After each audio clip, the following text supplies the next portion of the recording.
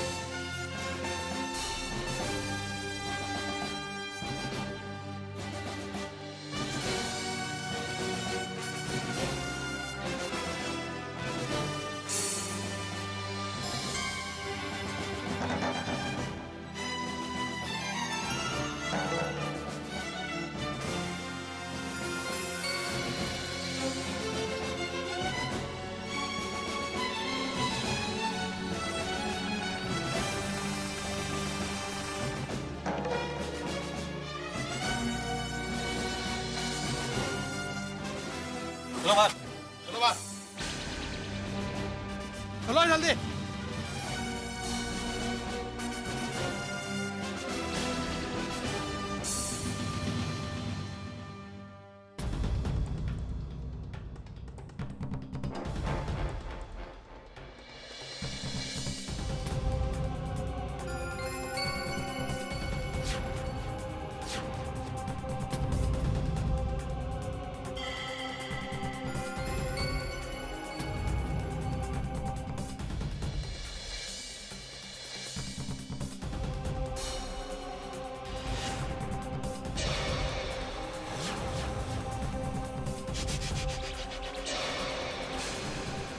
Costa, come fast.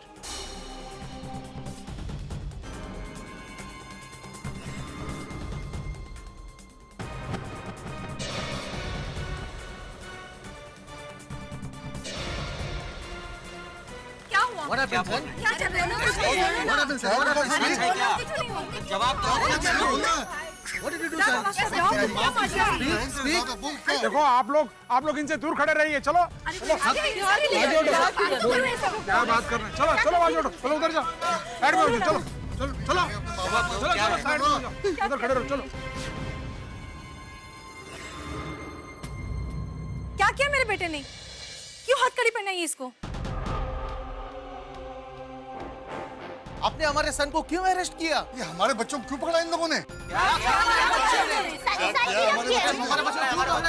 शांति रखिए। अब सबको बताऊंगी कि इनके हाथों में हथकड़ी क्यों लगी है।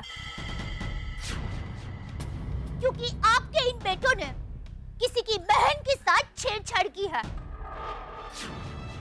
आपके इन बेटों ने किसी की बेटी के साथ बदसलूकी की है। आपके इन बेटों ने एक औरत के सम्मान और औरत की अस्मिता को ठेस पहुंचाई है।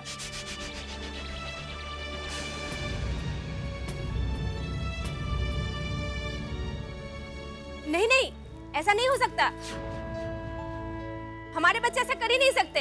जरूर किसी ने फंसाया है। हमारे बेटे तो रात रात भर जागकर परीक्षा की पढ़ाई की तैयारी करते हैं। हाँ सही बोल रहे हैं ये। अच्छा, ये पढ़ाई भी करते हैं? जैसी हरकत इन लोगों ने की है वैसी हरकत तो अनपढ़ लोग भी नहीं करते। अरे काय की पढ़ाई, जाहिल है ये लोग। सही बात है। आप कहना क्या चाहते हो? देखिए, आप हमारे बच्चों पर गलत इल्जाम लगा रहे हैं। देखिए, आपके बेटों ने जो हरकत की है ना, उसका प्रूफ है हमारे पास। हम लोगों ने इनको रंगे हाथ पकड़ा है। और अगर आपको यकीन ना आता हो तो पूछिए अपने बच्चों को कि आधी रात को वो कौन सी परीक्षा की तैयारी कर रहे थे। पूछिए पूछिए। बेटा दीपक, ये सब क्या है? तुम सब तो रात रात भर पढ़ाई करते थे ना? ये सब तुम पे इतना घिनौना इल्जाम क्यों लगा रहे हैं? क्या बोलेंगे अभी? बोला तो असलम, असलम तुम्हें खुदा का वास्ता सच सच बताना, ये माजरा क्या है? Speak up son, speak up. ये सब क्या हो रहा है? Tell me the truth. क्या तुम लोगों ने ऐसा किया है? क्या है, क्या ऐसा तुम लोगों ने? स्पीक। बोलते क्यों नहीं हो?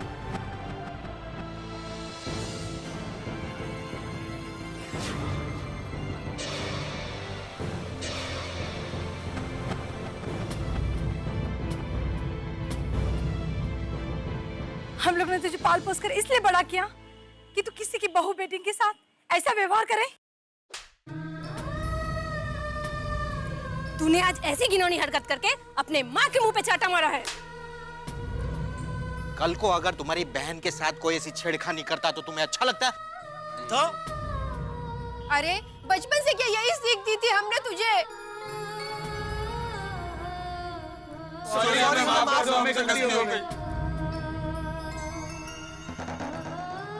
दीपक, ये क्या किया तूने? तुम्हारी गलती की सजा तुम्हें कानून जरूर देगा, लेकिन उससे पहले हम लोग तुम्हें सजा देंगे।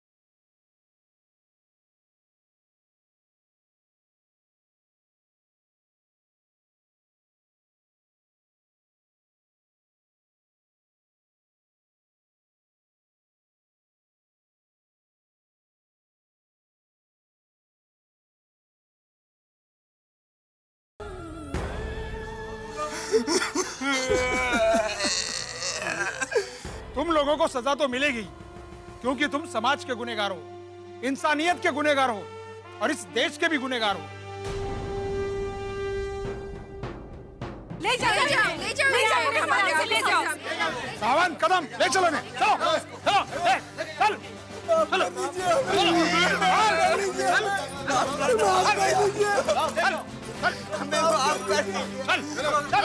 चलो हमें माफ कर दीजिए, हमें माफ कर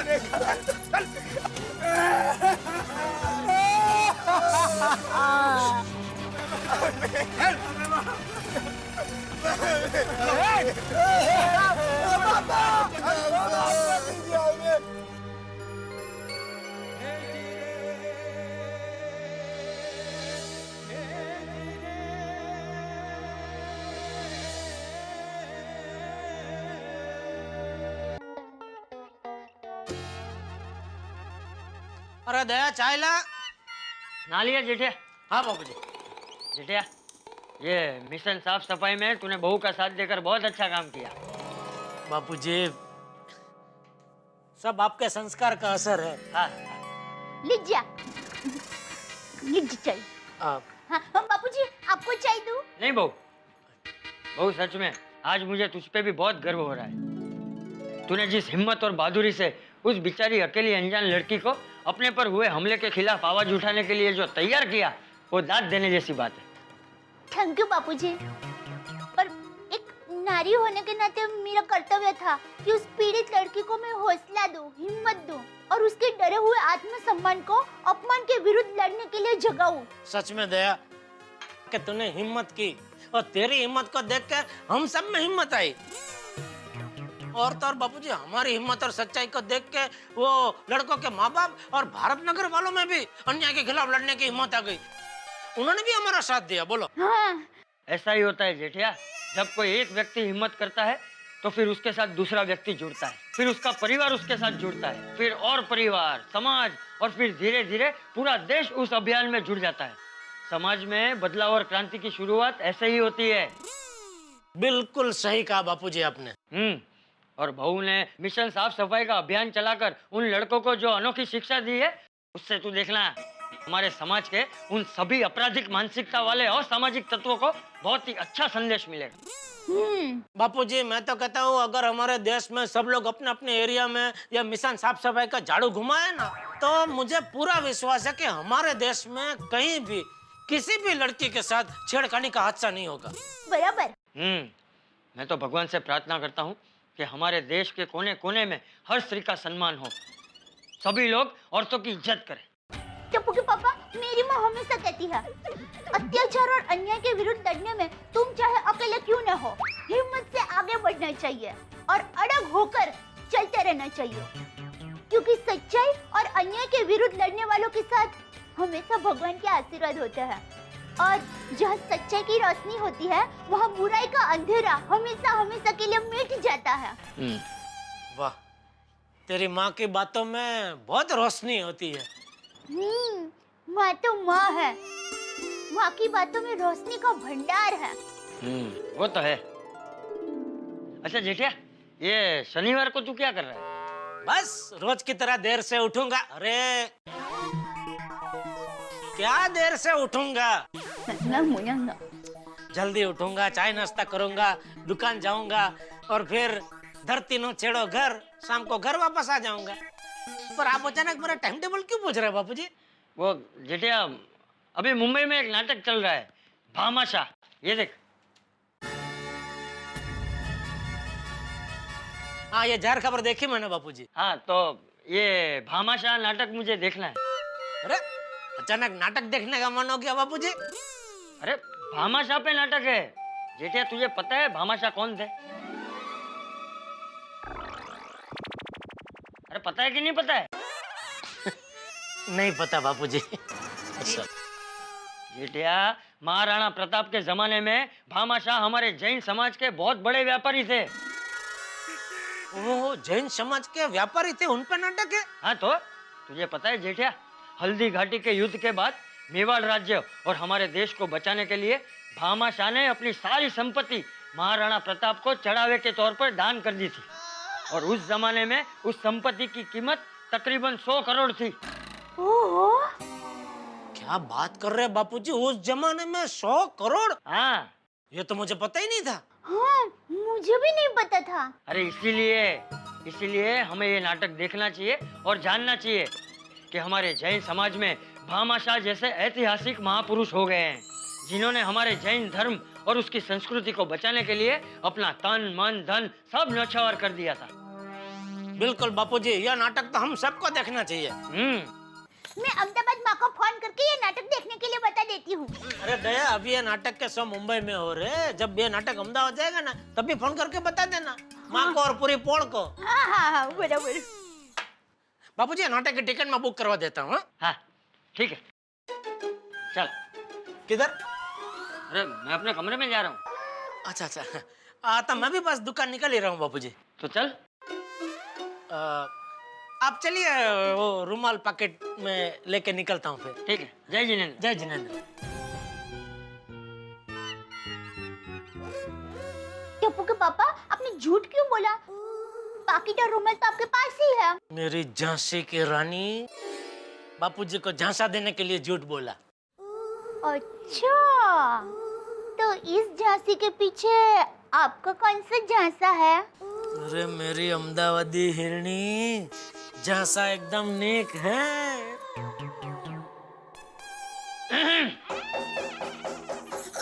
टप्पू के पापा, वो रुमाल और पैकेट आपकी जेब में ही है। Thank you. जय जिनेंद्र बाबूजी, सॉरी।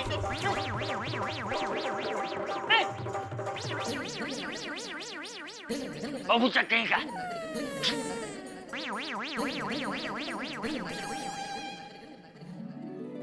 मित्रों, किसी भी चीज का विरोध प्रदर्शन किसी खास तरीके से हो ये जरूरी नहीं है, और आज गोकुलधाम के निवासियों ने यह बता भी दिया। हंसते हंसाते महिलाओं से हो रही छेड़छाड़ के विरोध में उन्होंने जो तरीका अपनाया वो निश्चित तौर पे अलग था, और यही गोकुलधाम के निवासी हमेशा करते भी हैं, और यही तारक मेहता का उल्टा चश्मा की चेष्टा भी है कि हर समस्या का हल हम हंसते हंसाते करते हैं। और वैसे कहा भी जाता है ना कि जिंदगी की हर समस्या का समाधान हंसी में छिपा हुआ है। Laughter is the best medicine.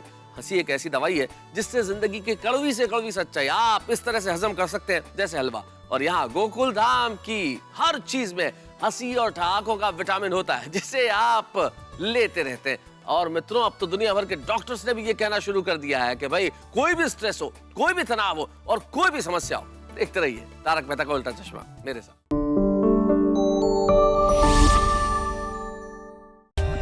For more updates, subscribe to our channel, click the show links and enjoy watching the videos.